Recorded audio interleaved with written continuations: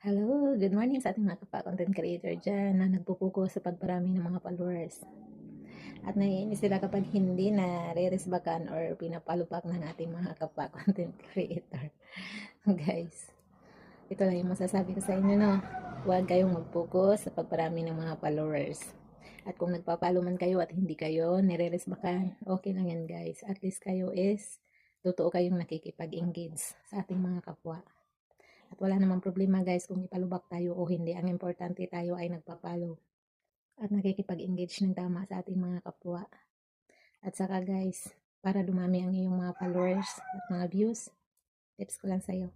Mag-consistent ka sa pag-upload ng video araw-araw. At dyan, ibuboost ka ni Algo. Hindi sa pagparami ng followers. Kahit konti lang yung followers mo guys, kung mag-boost ka ni Algo, biglang dadami ang mga views mo at saka followers mo. Araw-araw yan. Sa isang araw may magpapalo sa'yo kahit 100 or 1K, 2K, 3K. Magugulat ka na lang na dumami na pala yung followers mong hindi mo alam na wala ka namang ginagawa, di ka nagpalo to follow. Kasi guys, kapag consistent ka sa pag-upload ng video araw-araw, pinapakalat ni Algo sa audience yung mga video mo. Dapat magiging active tayo sa ating mga wall sa araw-araw guys. Huwag niyong palagpasin yung mga video na dumadaan sa wall niyo. Mag-react kayo, mag-iwan ng comment related sa pinapanood niyo. Ganun lang guys.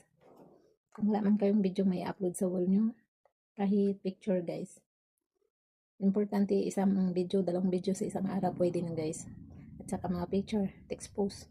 Pero mas maigi na yung picture na i-upload nyo, instead na mag-upload kayo ng marami, isang picture lang guys. Mas maganda. Kasi subok ko na yan sa lahat ng mga post ko. Mas more ang views sa one photos. Kaya kayo guys, ito lang yung tandaan mo. Mag-consistent sa wall nyo guys. Huwag mag-focus sa mga followers. Thank you. Good morning. Please follow and share.